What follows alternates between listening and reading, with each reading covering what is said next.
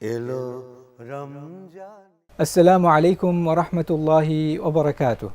আলহামদুলিল্লাহ ওয়াসসালাতু ওয়াসসালামু আলা রাসূলিল্লাহ ওয়া আলা আলিহি ওয়া আসহাবিহি ওয়া মান ওয়ালা ওয়া বা'দ। সুপ্রিয় দর্শক, আপনারা দেখছেন এটিএন বাংলার রমাদানের আয়োজন তারাউইহ ওয়া আল কোরআন অনুষ্ঠান। আপনাদের সাথে আছি আমি জারির জাফরি, এবং আজকের তারাউইহ সালাতে আল কোরআনুল কারীম থেকে তেলাওয়াতকৃত অংশের উপর আলোচনার জন্য আমাদের সাথে স্টুডিওতে উপস্থিত আছেন শেখ ফাহিমুর রহমান হাফিজাহুল্লাহ। আসসালামু আলাইকুম ওয়া রাহমাতুল্লাহি ওয়া বারাকাতুহু। ওয়ালাইকুম আসসালাম ওয়া রাহমাতুল্লাহি ওয়া বারাকাতুহু। আহলান ওয়া সাহলান। দর্শক, আমরা আজকে 15তম তারাউইহ সালাতে সূরা আল মুমিনুনের পুরোটা তেলাওয়াত শুনেছি, এবং সূরা নূরও পুরোটা, আর সূরা আল ফুরকানের 20 নম্বর আয়াত পর্যন্ত তেলাওয়াত শুনেছি। আমরা এখন তার মধ্যে থেকে নির্বাচিত আদেশ ও করণীয় সম্পর্কে সংক্ষিপ্তভাবে আলোচনা করব ইনশাআল্লাহ। শেখ, আমরা প্রথম যেখান থেকে শুরু করতে যাচ্ছি সূরা মুমিনুনের প্রথম থেকেই, সেখানে আল্লাহ সুবহানাহু ওয়া তাআলা বলছেন, আউযু বিল্লাহি মিনাশ শাইতানির রাজীম, قد أفلح المؤمنون الذين هم في صلاتهم خاشعون والذين هم عن اللغو معرضون والذين هم للزكاة فاعلون والذين هم لفروجهم حافظون إلا على أزواجهم أو ما ملكت أيمانهم فإنهم غير ملومين فمن ابتغى وراء ذلك فأولئك هم العادون والذين هم لأماناتهم وعهدهم راعون والذين هم على صلواتهم يحافظون أولئك هم الوارثون الذين يرثون الفردوس هم فيها خالدون. আলহামদুলিল্লাহ ওয়াসসালাতু ওয়াসসালামু আলা রাসূলিল্লাহ, আম্মা বা'দ। সূরা আল মুমিনুনের শুরুতে আল্লাহ রাব্বুল ইজ্জত ওয়াল জালাল এই 11টি আয়াতে জান্নাতুল ফিরদাউস কারা লাভ করবেন তাদের কিছু গুণাবলী উল্লেখ করেছেন, এবং শুরুতেই রব্বুল আলামিন মানে আমাদের মুমিনদের দৃষ্টি আকর্ষণ করার জন্য বললেন, কদ আফলাহাল মুমিনুন, মুমিনরা সফলকাম হবে। এই সফলকাম হওয়ার জন্য তাকে কি কি করতে হবে আমরা যদি খুব সংক্ষিপ্ত আকারে দেখি, আল্লাহ তাআলা প্রথমেই বলেছেন যারা সলাতের ক্ষেত্রে সলাতে তারা অত্যন্ত বিনীত, আল্লাহ ভীরু, সলাটা যখন আদায় করবে সে যথাযথভাবে আদায় করার চেষ্টা করবে। তারপর তারা যে কোনো ধরনের অনর্থক কথা কাজ থেকে দূরে থাকবে, তারা যাকাত যথাযথভাবে আদায় করবে, তারা তাদের লজ্জাস্থানকে হেফাজত করবে। ছাড়াও কেউ যদি এর বাইরে কিছু অন্বেষণ করে, অর্থাৎ তাদের স্ত্রী বা দাসী ব্যতীত, কিন্তু দাসী প্রথা এখন নেই, স্ত্রী ব্যতীত, তাহলে সেটা হবে সীমালঙ্ঘন। এই কাজটা মোমেনরা করবে না। পাশাপাশি যারা তাদের আমানত এবং তাদের ওয়াদার ব্যাপারে অত্যন্ত সচেতন, এটা রক্ষার ব্যাপারে, এবং যারা তাদের প্রত্যেকটা সলাওয়াতের ব্যাপারে তারা অত্যন্ত মুহাফেজ, তারা যথাযথভাবে সংরক্ষণ করে, এটাকে সলাৎ যেভাবে আদায় করা উচিত, যেভাবে কায়েম করা উচিত, এই ক্ষেত্রে তারা সচেতন। এরপরই রব্বুল আলামিন বলেছেন যে তারাই হবে ওয়ারিস জান্নাতুল ফেরদাউসের, এবং সেখানে তারা চিরকাল থাকবে। সুতরাং একজন যারা মোমেন তারাই জান্নাতুল ফেরদাউসে যেতে পারবে, এই সুযোগ রয়েছে। তবে তার জন্য তাকে কিছু করণীয় রয়েছে, যেটা আমরা এই আয়াতগুলোতে দেখলাম। আল্লাহ তাআলা প্রত্যেকটা মোমেনকে এই দায়িত্বগুলো পালন করার তৌফিক দান করেন। আমিন। সেখানে বেশ কিছু জিনিস আমরা দেখি যেটা আল্লাহ সুবহানাহু ওয়া তাআলা বারবার রিপিট করেছেন কোরআনে। যাকাতের কথা, সালাতের কথা, তো এইখানেই দুবার শুরুতে এনেছেন, একবার শেষে একবার। তারপর সেখানে আমরা দেখছি ওয়াদার ক্ষেত্রে এখানে আল্লাহ সুবহানাহু ওয়া তাআলা বলছেন, এটা আল্লাহ সুবহানাহু ওয়া তাআলা বারবার রিপিট করেছেন, তোমরা ওয়াদার ক্ষেত্রে ওয়াদার বরখেলাপ করো না, ওয়াদা যেটা করছো সেটা ফুলফিল করো। এরপর আমরা যে আয়াতগুলো নিয়ে আলোচনা করতে যাচ্ছি, বেশ কয়েকটি আয়াত একসাথে, সেখানে আল্লাহ সুবহানাহু ওয়া তাআলা বলছেন, ইন্নাল্লাযীনা হুম মিন খাশিয়াতি রাব্বিহিম মুশফিকুন ওয়াল্লাযীনা হুম বিআয়াতি রাব্বিহিম يؤمنون والذين هم بربهم لا يشركون والذين يؤتون ما آتوا وقلوبهم وجلة أنهم إلى ربهم راجعون أولئك يسارعون في الخيرات وهم لها سابقون. আলহামদুলিল্লাহ, এখানেও আল্লাহ রাব্বুল ইজ্জত ওয়াল জালাল বেশ কিছু কল্যাণের ক্ষেত্রে মানুষকে সহযোগিতা করতেছেন, এটা সে হয়তো উপলব্ধিও করে না। এই জন্যই রব্বুল আলামিন বলেছেন তারা ওই সকল লোক যারা তাদের রবের ভয়ের ক্ষেত্রে অত্যন্ত সংবেদনশীল, আল্লাহ তাবারাকা ওয়া তাআলাকে খুব বেশি ভয় করে। তারপর যারা তাদের রবের আয়াতসমূহ, নিদর্শনগুলোতে বিশ্বাস করে, এবং যারা আল্লাহর সাথে কোনো কিছুকে শরীক করে না, এবং আল্লাহ রাব্বুল আলামিনের পক্ষ থেকে যা সে পেয়েছে এখান থেকে সে আল্লাহর পথেই ব্যয় করে, এবং রব্বুল আলামিনের নিকট যাওয়ার জন্য তার মনটা উদ্গ্রীব হয়ে আছে। এই সকল ব্যক্তিরা তারা কল্যাণের দিকে অনেক অগ্রগামী, এবং তারা এখানে কল্যাণ বলতে তো আল্লাহ তাআলার সন্তুষ্টি, সেই সন্তুষ্টিরই প্রতিফলন হবে যখন সে জান্নাত লাভ করবে, যখন সে চিরশান্তি পাবে। আশা করা যায় যে এর দ্বারাই সে তার এই যে কর্মগুলো এটার প্রতিদান সেভাবে পেয়ে যাবে ইনশাআল্লাহ। সেখানেও আমরা দেখছি আরেকটা জিনিস যেটা আল্লাহ সুবহানাহু ওয়া তাআলা বারবার রিপিট করেছেন, যে এই নাফাকার বিষয়টা, জি জি, এই আল্লাহর খরচ পথে করা, খরচ করে ব্যাপার। আল্লাহর পথে খরচ করার বিষয়টা। এরপর আমরা যে আয়াতটি নিয়ে আলোচনা করতে যাচ্ছি, খুব সুন্দর একটি আয়াত। সেখানে আল্লাহ সুবহানাহু ওয়া তাআলা বলছেন, ইদফা বিল্লাতি হিয়া আহসানুস সাইয়্যা। মানে মানুষ যখন মানে এটা মানুষের স্বভাব, মানুষ একসাথে থাকলে মতের অমিল হতে পারে, তখন সে যেন ভালোটা দিয়ে মন্দের প্রতিহত করে। মানে আবার মানে মন্দ ভালো আছে, মন্দের ভিতরে কোনটা ভালো এটাও মানুষ লক্ষ্য করতে পারে। এই জন্য যে কোনো মন্দের বিপরীতে ওটাকে প্রতিহত করা উচিত ভালো দিয়ে, মন্দ দিয়ে কখনো মন্দকে প্রতিহত করা উচিত না। এবং মোমেনরা যেন এই কাজটা না করে, এই জন্য আল্লাহ তাআলা নির্দেশনা দিলেন যে তোমরা ভালো দিয়ে, কল্যাণমূলক কাজ দিয়ে মন্দের প্রতিহত করো। জাযাকাল্লাহু খায়রা। এরপর আমরা যে আয়াতটি নিয়ে আলোচনা করতে যাচ্ছি, সেখানে আল্লাহ সুবহানাহু ওয়া তাআলা একটি দোয়া শেখাচ্ছেন, ওয়াকুর রাব্বি আউযু বিকা মিন হামাযাতি শায়াতিন। মানে শয়তানের যত ধরনের অনিষ্ট আছে, অকল্যাণ আছে, তার ওয়াসওয়াসা আছে, তার ক্ষতি আছে, এগুলো থেকে আল্লাহ তাআলার দরবারে পানাহ চাওয়ার জন্য এই দোয়াটা আল্লাহ তাআলা শিক্ষা দিয়েছে। জাযাকাল্লাহু খায়রা।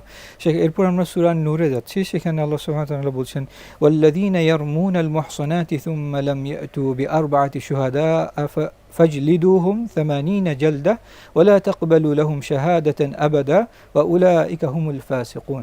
আল্লাহ রাব্বুল ইজ্জত ওয়াল জালাল এই আয়াতে এটা একটা হুকুম বর্ণনা করেছেন। প্রথমত হলো যে যারা একজন সতী সাধ্বী নারীকে কোনো ধরনের অপবাদ দেয়, তার জন্য 80টা বেত্রাঘাতের, মানে যদি সে 4 জন সাক্ষী উপস্থিত করতে না পারে, তাহলে তাকে 80টা বেত্রাঘাত দেওয়ার জন্য আল্লাহ তাআলা একটা হুকুম নির্ধারণ করে দিলেন। এটা কাজী সাহেব তখন নির্ধারণ করবেন যে কিভাবে এটা তার উপর আরোপ করা হবে। এবং মোমেনরাও যেন শিক্ষা গ্রহণ করে যে না, তারা যেন কখনো শয়তানের প্ররোচনায় পড়ে কোনো সতী সাধ্বী নারীকে যেন অপবাদ না দেয়, এটা কখনই দেওয়া যাবে না। পাশাপাশি আল্লাহ রাব্বুল ইজ্জত ওয়াল জালাল বলছেন, এই ধরনের লোক যারা এভাবে অন্যের প্রতি অপবাদ দেয়, তাদের সাক্ষ্য গ্রহণ করো না। কারণ কি? তারা পাপাচারী, তারা ফাসেক। সুতরাং এই ফাসেকদের এরা সমাজে চিহ্নিত হওয়া উচিত। প্রত্যেকটা সমাজে, যে কোনো সমাজে এটা থাকতে পারে। তারা যখন চিহ্নিত থাকবে, তখন কিন্তু মানুষ ওই ধরনের আর হতে চাইবে না।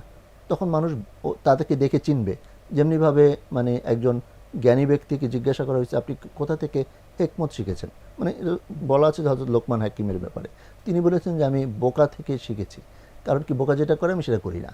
তো এভাবে যখন সমাজে যারা মানে কোনো নারীদের মানে বিদ্বেষ পোষণ করবে, নারীদের বিরুদ্ধে অপবাদ দিবে, তাদের উপর যখন এই ধরনের শাস্তি আরোপিত হবে, তাদের সাক্ষী কবুল করা হবে না, তখনই সমাজের অন্যান্য মানুষজন এখান থেকে শিক্ষা গ্রহণ করে তারা সচেতন হয়ে যাবে ইনশাআল্লাহ। এই বিষয়টা আমাদের জীবনে বা বর্তমানে সোশ্যাল মিডিয়ার কারণে এটা আরো বেশি প্রিভ্যালেন্ট, মানে বেশি অ্যাপ্লিকেবল আমাদের জন্য, যে এটা খুব একটা মানুষের কথা আমার সাথে না গেলেই তাকে একটা মিথ্যা অপবাদ দিয়ে দেওয়া। শুধু না, এটা তার পুরো ক্যারিয়ার নষ্ট করে দেয়, তার পুরো জীবনটাকে মানে শান্তিটাকে নষ্ট করে ফেলে।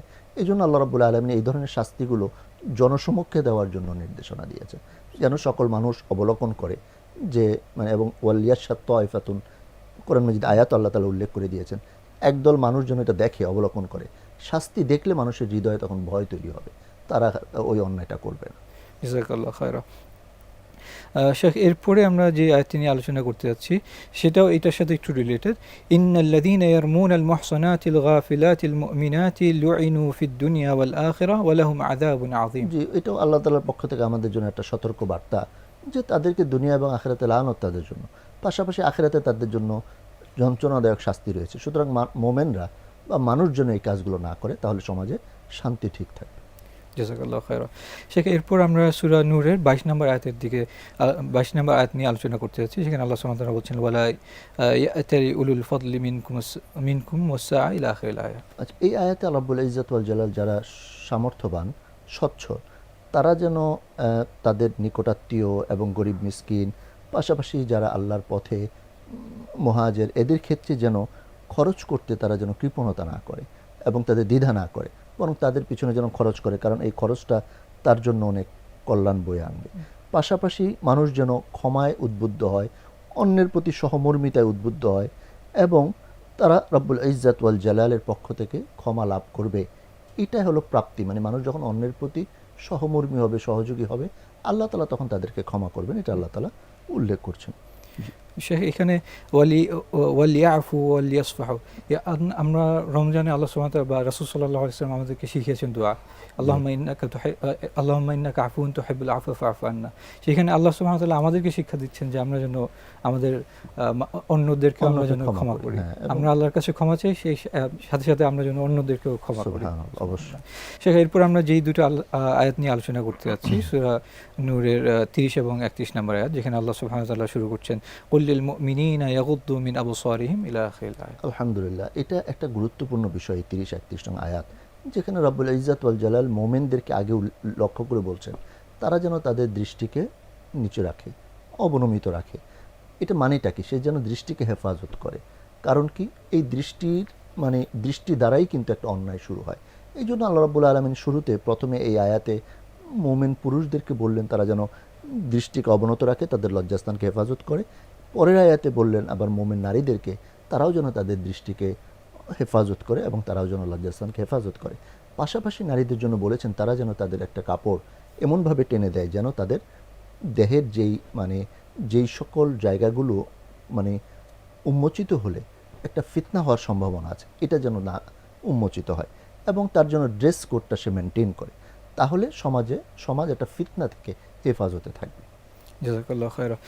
এরপর আমরা যে আয়াতটি দিয়ে শেষ করছি, সেখানে সূরা আল ফুরকানের 20 নম্বর আয়াত। এখানে আল্লাহ সুবহানাহু ওয়া তাআলা বলছেন ওয়ামা আরসালনা ক্বাবলাকা মিনাল মুরসালিনা ইল্লা ইন্নাহুম লায়াকুলুনা আত-তাআমা ওয়া ইয়ামশুনা ফিল আসওয়াক ইলা আখিরিল আয়াত। এখানে একটা বিষয় সকলের কনসেপ্টটা ক্লিয়ার করেছেন আল্লাহ তাআলা, যে যিনি নবী এসেছেন, আগেও যত আম্বিয়া কেরাম এসেছেন তারাও মানুষ ছিলেন, তারা অন্য কোনো জিন জাতি বা ফেরেশতা জাতিদের মধ্য থেকে ছিলেন না। তারাও খাওয়া দাওয়া খেতেন, বাজারে যেতেন, মানুষের সাথে মুআমালা মেলামেশা করতেন, সব কিছু স্বাভাবিক। যেহেতু তিনি মানুষ, আল্লাহ রাব্বুল আলামিনের পক্ষ থেকে রিসালাত নিয়ে এসেছেন, সেই রিসালাতটাকে গ্রহণ করার জন্যই আল্লাহ তাবারাকা ওয়া তাআলা উদ্বুদ্ধ করেছেন। পাশাপাশি রব্বুল ইজ্জত ওয়াল জালাল এখানে ওনার যে রাসূলগণকে পাঠিয়েছেন, সেই রাসূলদের যেই ওনাদের একটা জিনিস বুঝিয়েছেন যে রাসূলরা সবাই মানুষ, তারা এমন না যে অন্য কোনো জাতির জিন বা ফেরেশতা জাতিদের থেকে এসেছে, না, তারা মানুষ, তারা বাজারে যাবে, খাওয়া দাওয়া করবে, স্বাভাবিক মানুষ সমাজের তিনি একজন অংশ। এই জন্যে আল্লাহ রাব্বুল ইজ্জত ওয়াল জালাল এই রাসূলদের যে ধারাবাহিকতা এখানে ছোট্ট করে উল্লেখ করে দিলেন যে নবী মুহাম্মদ রাসূলুল্লাহ সাল্লাল্লাহু আলাইহি ওয়াসাল্লাম নতুন কেউ নন, বরং সেই ধারাবাহিকতারই একটা অংশ। আর পাশাপাশি এখানে রাব্বুল ইজ্জত ওয়াল জালাল বলেছেন যে তোমাদের নিজেদের ভিতরে যদি ফিতনা আসে, কোনো কারণে কোনো পরীক্ষা হয়, কোনো একটা সমস্যা হয়, তখন যেন ধৈর্য ধারণটা তোমাদের একটা বড় অস্ত্র হয়, এবং এটা যেন তোমরা গ্রহণ করো, কারণ ধৈর্যশীলদেরকে আল্লাহ রাব্বুল ইজ্জত ওয়াল জালাল পছন্দ করে। জাযাকাল্লাহু খায়রা। এখানে একটা ছোট ক্লারিফিকেশন হয়তো দেওয়া দরকার, যে সাধারণ বলতে আমরা বুঝাচ্ছি যে মানুষ উনি, কিন্তু সাধারণ মানুষের মতো না, ওনার তা তো অবশ্যই, কারণ একথা তো কোরআন মাজিদে আল্লাহ তাআলা আলাদা করে বলে দিয়েছেন যে ওনার কাছে ওহী আসে, আমাদের কাছে ওহী আসে না। পাশাপাশি অনেক ক্ষেত্রে রাসূলুল্লাহ সাল্লাল্লাহু আলাইহি সাল্লামের সাথে আমাদের মাঝে পার্থক্য আছে, এটা আমরা জানি। পাশাপাশি কিয়ামতেও এত কিছু, শাফাতের মাকামে মাহমুদ, জান্নাতে প্রথম কোরআন আনবেন তিনি, এইভাবে অনেক ক্ষেত্রে আল্লাহ রাসূল সাল্লাল্লাহু আলাইহি ওয়াসাল্লামের মর্যাদাকে আল্লাহ তাআলা বৃদ্ধি করেছেন, এবং ওনার স্মরণকেও আল্লাহ তাআলা দুনিয়াতে উচ্চকিত করেছেন। জাযাকাল্লাহু খায়রা। শেখ, আমরা এই পর্যায়ে আপনার কাছ থেকে নিষেধসমূহ এবং বর্জনীয় সমূহ সম্পর্কে সংক্ষিপ্তভাবে জানতে চাচ্ছি। ধন্যবাদ আপনাকে। আলহামদুলিল্লাহ, আমরা আজকে কোরআন মাজিদের যে অংশটুকু তিলাওয়াত শুনেছি, সেখানে আল্লাহ রাব্বুল ইজ্জত ওয়াল জালাল বেশ কিছু বিষয় নিষেধ করেছেন। তার ভিতরে আপন স্ত্রী ছাড়া অন্যের প্রতি কামনায় সীমালঙ্ঘনকারী হওয়া যাবে না, প্রতিপালকের সাথে কাউকে শরিক করা যাবে না, আল্লাহর আয়াত তিলাওয়াতের সময় দম্ভ ভরে সরে পড়া যাবে না, আল্লাহ তাআলার আয়াত তিলাওয়াতের সময় অর্থহীন গল্প গুজব করা যাবে না, আল্লাহ প্রদত্ত উপদেশ থেকে মুখ ফিরানো যাবে না, দ্বীনের দাওয়াত প্রচারের জন্য কোনো প্রতিদান চাওয়া যাবে না, ঈমানদারদেরকে নিয়ে ঠাট্টা বিদ্রূপ করা যাবে না, আল্লাহর সাথে অন্য কোনো ইলাহকে ডাকা যাবে না, আল্লাহ তাআলার নির্ধারিত শাস্তির বিধান কার্যকরীকরণে দয়া প্রদর্শন করা যাবে না, মুমিনগণ ব্যভিচারিণী ও মুশরিক নারীকে বিবাহ করবে না, সতী সাধ্বী নারীর প্রতি মিথ্যা অপবাদ আরোপ করা যাবে না, সতী নারীর প্রতি মিথ্যা অপবাদ দানকারীর সাক্ষ্য গ্রহণ করা যাবে না, যে বিষয়ে কারো জ্ঞান নেই সেই বিষয় নিয়ে কথা বলা যাবে না, কারো মিথ্যা অপবাদ শুনে তা বলাবলি করা যাবে না, মুমিনদের মাঝে অশ্লীলতার প্রসার কামনা করা যাবে না। মুমিনগণ শয়তানের পদাঙ্ক অনুসরণ করবে না। অভাবী আত্মীয় স্বজনকে দান না করার ব্যাপারে শপথ করা যাবে না।